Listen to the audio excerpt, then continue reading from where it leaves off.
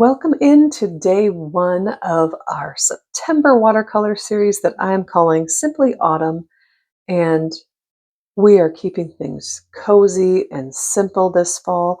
I did fail in the sense that I didn't keep it under 15 minutes, but the tutorial itself is under 18 minutes, so I'll get better on the time. Anyway, today's painting is perfect if you're a beginner or if you just want something relaxing and fun. If you want to post on Instagram, you can use the hashtag Simply Autumn Art, and we can all just kind of paint together this fall. All right, let's get right into it. And to start off, I am just using a very watered down cadmium-free yellow. Just going to be a nice yellow wash as we start here. All right, and we're going to kind of do just an oval shape here, and this all depends on how big you want your pumpkin. And this particular paper that I'm using, that I've talked about before, is pretty new to me still, and it's very thirsty. So I have to use quite a bit of water if I want to do wet on wet, and or I have to work quickly. So I am going to do that. I'm going to attempt to do that. I'm doing that anyway because I want to keep these videos short for you guys, but I don't know if you can see, the sheen on that, the shine, whatever you want to call it.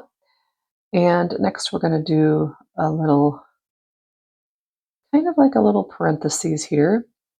We're going to just do little sections of our pumpkin. Now, if you have paper like mine, what I could do is I could just do one section at a time, but I want to get the shape of the pumpkin laid in here. And again, they're just kind of little parentheses. I'm leaving white spaces in between just for the purpose of showing our different sections. All right, next side. And you can make this as big, as wide, as tall as you would like. But let's just add a couple more sections over here. And I kind of want mine to be a little bit wider. So what I'm going to do is I'm going to make this last section, I'm going to give it a little bump out here. Just give it a little extra shape. I love wonky shaped pumpkins and all the gourds, actually. I think they're fun. I like the ones with bumps all over them. I just think they're fun. So make it whatever shape, size that you would like. Okay, now, just because my paper is thirsty, I'm just adding a little bit more of this very light wash throughout because I want this first thing to be wet on wet. All right, that should be good. And next I'm coming in with my orange, which I just mixed together some cadmium-free yellow and cadmium-free red until I got what I liked. And then I also did just a little pinch of, not pinch, but you know what I mean, a little splash of burnt sienna. And see what happens when I do wet on wet. The paint kind of moves a little bit. It feathers around. This paper is different. It's not going to move as much, but I love it. I like how it's got soft edges. And I'm not filling it all in. The reason I went in with the yellow at first is because I don't want any white showing. So I will be painting in those white areas. Again, I was just doing that just to show the different sections that we're doing to kind of break it down. It simplifies the process a little bit, I think. All right, and we're going to do a couple layers on this little pumpkin, well, a few. And you can see I'm just kind of doing, for right now, the lower and the upper portions, and I'm going to just move it around. And I think now I can just lightly paint in these white portions for the most part, and I'll come in once everything is dry and do them again, because those are going to be kind of like where the pumpkin, comes in on itself, if that makes sense. It'll give it some dimension and some texture. Okay. And I like the yellow to be showing through, just kind of to add little highlights throughout. Let's just move that around. If your paint does something unexpected, then just go with it, because you don't know. You could also do wet on dry if you're not a fan of the wet on wet. If you like a little more control, you certainly can do that. All right. Just kind of connecting everything here at the bottom. this is going to be very organic looking. That's my goal here. And then up top here, we are going to just add some, maybe just an indication of the back portion of the pumpkin as well. We're going to have a stem in here, so you're not really going to see them too much, but let's just add those in there. Okay. For the next step, I'm just adding a little bit of my cadmium-free red to this orange just to darken it a little bit.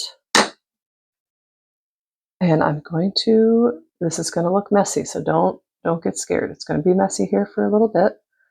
I'm going to come in and just kind of dab in where those white spaces are and in other spots, just to still indicate where our sections of the pumpkin are.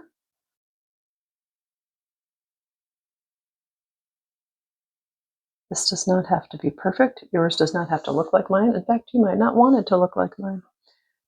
I'm going to just do a little bit of an outline here, a little bit over here. We're just going to play with it. And then for the bottom portion to start with, I'm going to just start shading down here. This is going to add some dimension, some texture, and I'm just, you can see I'm just kind of doing some flicks of the brush, and then I'm going to bring some of it up. I am going to soften some of it as well. But this is wet on dry, so the pumpkin is completely dry as I come in on this step. And I'm going to do a similar thing at the top. It's going to add to the shape of the pumpkin, and again, just give it some dimension. All right, and now I'm going to have a damp brush. So I'm rinsing it off, and then I'm also tapping it on my paper towel because I just want to come in. I don't want it wet. I just want it damp, and I'm just going to bring some of that color down. It softens the edges a little bit until you like what you see. And you can do as many layers of this as you would like.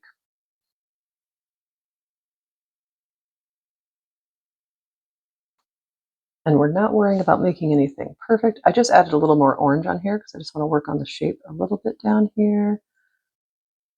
Bring that middle section down a little bit.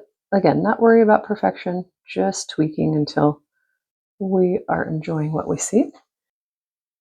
A little bit more of the darker orange just to add some more shading down here.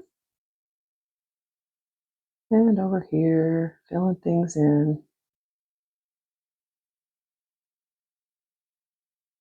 Coming in with our brown mixture, which is burnt umber and burnt sienna. Okay, and then we're just going to start putting our stem in here.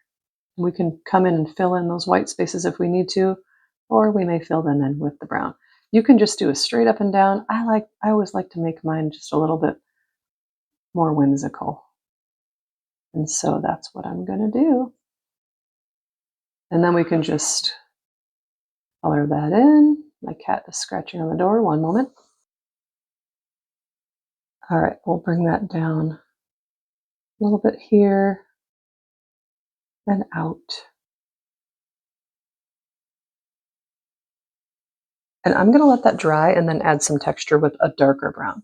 And as I'm looking at this, I'm wanting a little bit more of some shading over here. So I'm going to bring up even more color and bring it down some more color. There we go.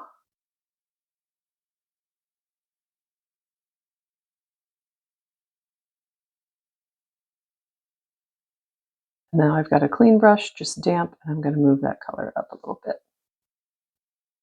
Maybe even a little bit on this middle section next to where that line is.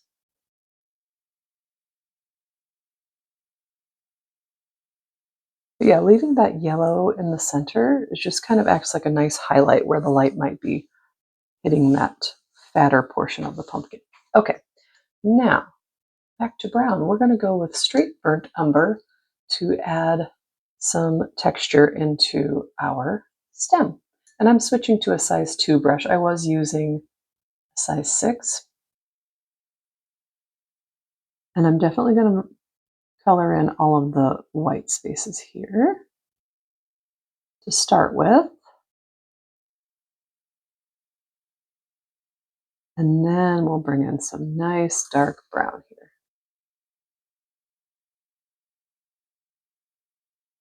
Leaving some of the lighter brown, the burnt sienna, showing through just for some variety. Like I said, some texture, some dimension, some interest. And I'm going to take that same just straight burnt umber right out of the pan, and I'm going to fan this out even more into the pumpkin, as they do. I'm going to make sure all this is dry before we do the final step. I think we'll just do greenery towards the bottom, and I'm still using my size 2 brush. And this is going to be, I'm not going to even attempt to do pumpkin leaves. This is just going to be decorative. And I think I'm going to start by just doing a light line like this, maybe another one like that. And we'll see if I want to add another one or not. But let's very organically, very loosely mirror these over on this side. Okay. And then we can add just little leaf indications. So this side, I'm just going to do very simple leaves like this.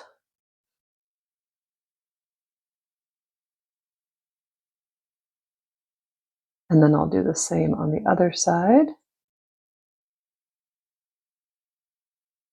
Did I say the colors I used for this? Sap green, permanent sap green, along with some burnt sienna, which just gives it a nice kind of, I don't know, olive green color. All right, not being precise here. We're just painting those in. And then for that bottom line, let's just do, I don't know, let's just do some stems coming off of that. And this is light. We're going to add a little bit of color to it as well. And let's do little, maybe just little loopy shapes here.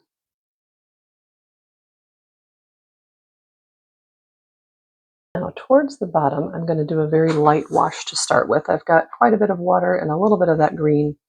And I'm just going to come under here and try not to get it into the orange too much to reactivate that, because I don't want my green and orange to mix together. We're just going to kind of do this just to ground it a little bit. Less water on my brush, more color, and I'm just going to give it some, again, we're just going to give it some dimension, some interest here. Not trying to go over everything, I'm just kind of adding little dabs of color.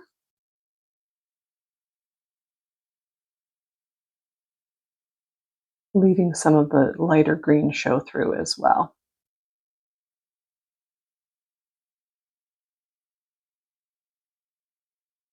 And while I like this as is, I'm going to add some swirly lines in here, just for added interest here.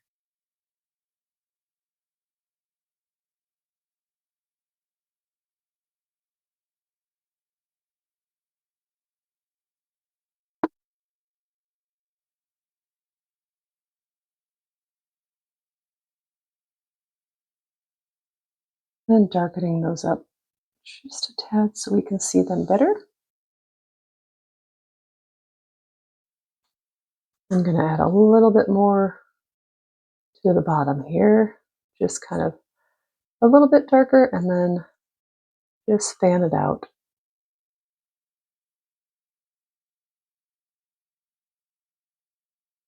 Make sure it touches up right against the pumpkin there. All right, I love her. I think she's very pretty. You can stop right here. That would be perfectly fine. I'm going to add some pen details to show you what it would look like if we just go one little step further and do a little line and wash. I've got a micron size 5. This is actually brown, but I don't think you can really tell. the difference between black and brown? I can't anyway. But we're going to hold our pen maybe a little bit up here because I like to be loose with my line work. And that helps me to just lose control a little bit rather than trying to do every little detail. All right. And just have fun. Give it that little sketchy feel to it. Makes it look like you sketched it ahead of time, doesn't it? And don't worry if you need to tighten it up just do it.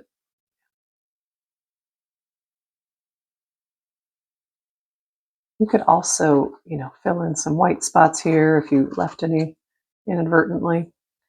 I'm going to add to our shapes here, or the little sections anyway, giving it even more of a definition, but very loose definition. Okay. Indicate maybe some more shading on one side than the other, more shading at the bottom. Give our greenery some fun little pop here.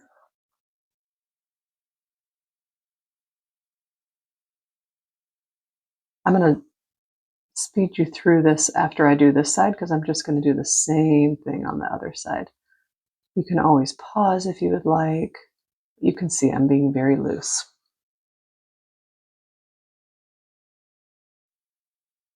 Give it a little even more shading underneath our pumpkin.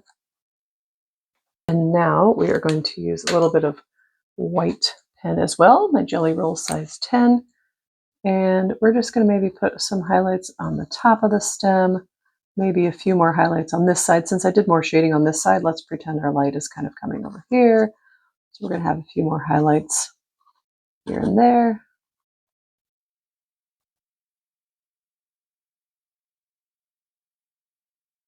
Just pops of white here and there that you might not, nobody might even notice that, but we'll know they're there, and it adds whimsy.